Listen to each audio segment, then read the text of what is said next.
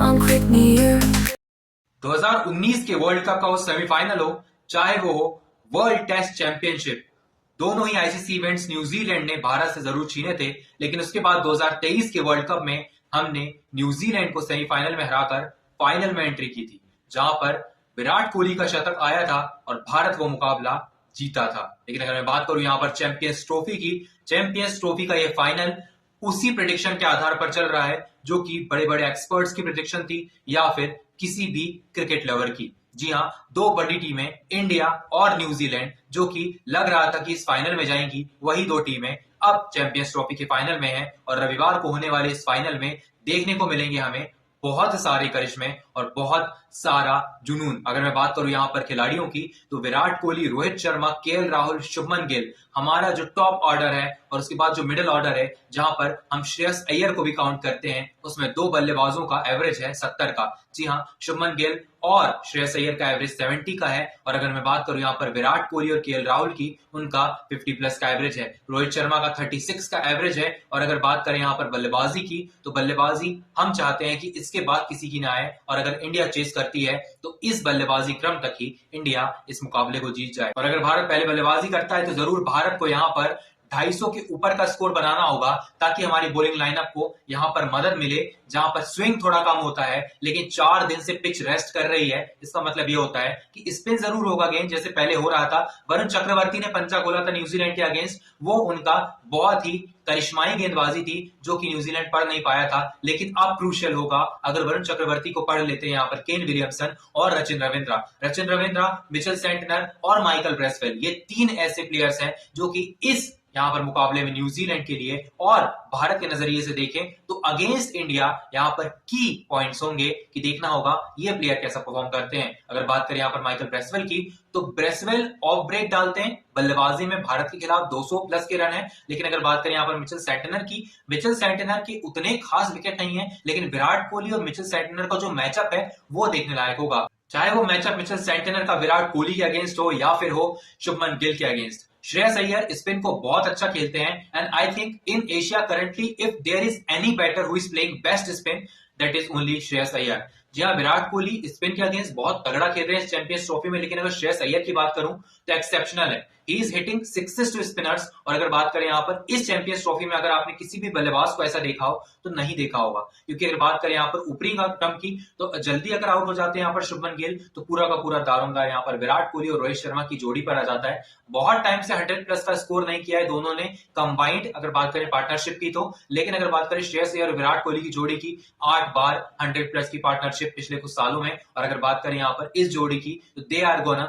Set the bar high against न्यूजीलैंड, Zealand पर हमें दिख सकता है कि मैट हेनरी चोटिल हो सकते हैं, काइल जेमिसन जरूर खेलेंगे, लेकिन पूरा का पूरा दारोमदार यहाँ पर स्पिन पे होगा न्यूजीलैंड का। अगर बात करें यहाँ पर मिचेल सेंटनर की, माइकल ब्रेसवेल की और ओवरऑल जो होंगे वो एक की पॉइंट होंगे, की प्लेयर होंगे भारत के नजरिए से। अगर यहाँ पर काइल जेमिसन परफॉर्म नहीं करते हैं तो अगर बात करें यहाँ पर भारतीय गेंदबाजी की, आपको दिखाई देते हैं मोहम्मद शमी, कुलदीप यादव, अक्षर पटेल और रविंद्र जडेजा का बल्लेबाजी से और गेंदबाजी से उतना कुछ खास प्रदर्शन है नहीं, 350 प्लस के रन हैं। लेकिन अगर बात करें यहाँ पर रविंद्र जडेजा की, सो बल्लेबाजी से हम चाहते हैं कि बल्लेबाजी आए ही ना उस क्रम तक। हार्दिक पांड्या का डिसेंसी परफॉर्मेंस है, लेकिन Hardik Pandya is exceptional player.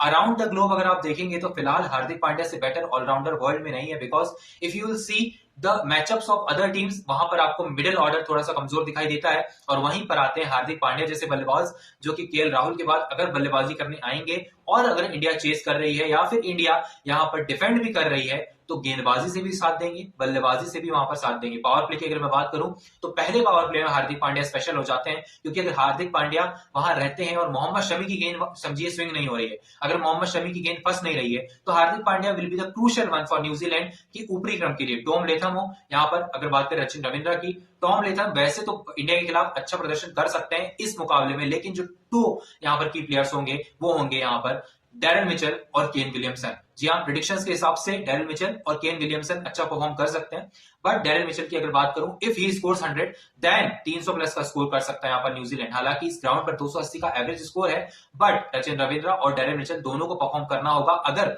यहाँ पर न्यूजीलैंड को 300 प्लस का स्कोर करना है पहले बल्लेबाजी करते हुए। अगर बाद में बल्लेबाजी आती है तो आपको चेस करते टाइम केन विलियमसन की ज्यादा जरूरत पड़ेगी। भारत के नजरिए से कौन से 3 होंगे? वो होंगे विराट कोहली, जिन्होंने पिछली बार जब न्यूजीलैंड से भिड़े थे ओडीआई में हम यहाँ पर 2023 के वर्ल्ड कप में, तो हमने देखा था 117 रन बनाए थे विराट कोहली ने, जो कि फेनोमिनल इनिंग थी। और दूसरे बल्लेबाज होंगे यहाँ पर शुभमन गिल। शुभमन गिल क्यों? क्योंकि पिछले मुकाबले में फ्लॉप साबित हुए थे, लेकिन अगर इस मुकाबले की बात करें तो कंडीशंस अलग नहीं है बिल्कुल भी, लेकिन पिच ने थोड़ा सा रेस्ट किया है, थोड़ा सा कम फंस के आएगा गेंद, थोड़ा सा फंस के गेंद आ रहा था। शुरुआत में थोड़ी सी दिक्कत हो रही थी शुभमन गिल को, लेकिन अंदर आती हुई गेंद फिलहाल परेशान नहीं करेगी। और मैट हेनरी नहीं खेलते हैं तो सोने पे सुहागा होने वाला है यहाँ पर शुभमन गिल के लिए। रोहित शर्मा के लिए भी अंदर आती हुई गेंद जरूर परेशान करेगी। काइल जेमिसन अगर हाइट का वहां पर उन्हें फायदा मिलता है तो शॉर्ट पिच गेंदबाजी करेंगे अगेंस्ट रोहित शर्मा, एंड अगर रोहित शर्मा उस शॉर्ट पिच गेंद पर फंस जाते हैं तो वहां पर थोड़ी सा ऊपरी क्रम में दिक्कत हो सकती है भारत को। लेकिन फिर पूरा का पूरा जो डिपेंडेंसी हो जाएगी वो विराट कोहली, श्रेयस अय्यर और केएल राहुल पर आ जाएगी। और केएल राहुल का सेमीफाइनल में आईसीसी नॉकआउट्स में चलना थोड़ा सा यहाँ पर मुश्किल दिखाई दे रहा है, लेकिन मैं चाहता हूं कि केएल राहुल परफॉर्म करें। एंड इफ यहाँ पर टीम इंडिया को जरूरत पड़े तो 64 रन उन्होंने फाइनल में बनाए थे, वो वहां पर बहुत टीज किया गया था उन्हें कि बहुत स्लो इनिंग खेली है।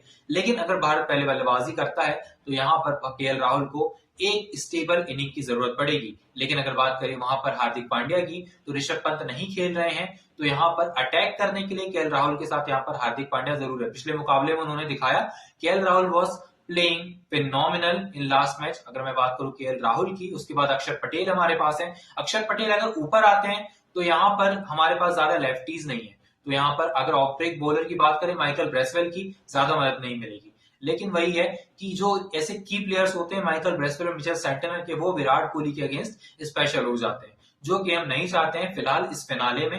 लेकिन अगर बात करें यहाँ पर रविंद्र जडेजा की, फिर उसके बाद हमारी बल्लेबाजी जो है थोड़ी सी कमजोर हो जाती है। कुलदीप यादव है, मोहम्मद शमी है, और हम जो है एक एक्स्ट्रा पेसर के साथ नहीं उतर रहे हैं। हर्षदीप सिंह नहीं खेल रहे हैं, हर्षित राणा नहीं खेल रहे हैं, सो पूरा का पूरा दारोमदार यहाँ पर हार्दिक पांड्या की गेंदबाजी पर है। So we will see who will win this particular match. Predictions की अगर बात करें, विराट कोहली, शुभमन गिल, डेरिल मिचेल और Kane Williamson will be the special and key players for this match in batting. लेकिन अगर बात करें यहाँ पर भारत की गेंदबाजी की, तो वहां पर आपको दिखाई देंगे मोहम्मद शमी और अक्षर पटेल। कुलदीप यादव से थोड़ी सी उम्मीद है कि जो बीच के ओवर से वो निकाल देंगे रविंद्र जडेजा के साथ, लेकिन कुलदीप यादव से ये भी उम्मीद है कि वो केन विलियमसन की विकेट निकालें, बिकॉज विलियमसन के अगेंस्ट अगर कोई एक्सपीरियंस बॉलर है जो कि 20 विकेट ले चुका है अगेंस्ट न्यूजीलैंड, 37 विकेट यहाँ पर है मोहम्मद शमी के, तो वहां पर कुलदीप यादव और भी हम उन पर डिपेंड हो जाएंगे कि वो क्या केन विलियमसन की विकेट निकालते हैं या डेरिल मिचेल की। सो Kuldeep Yadav is a player to watch out for tomorrow. Thank you so much for watching. I'll meet you in the next video. Till then, stay tuned.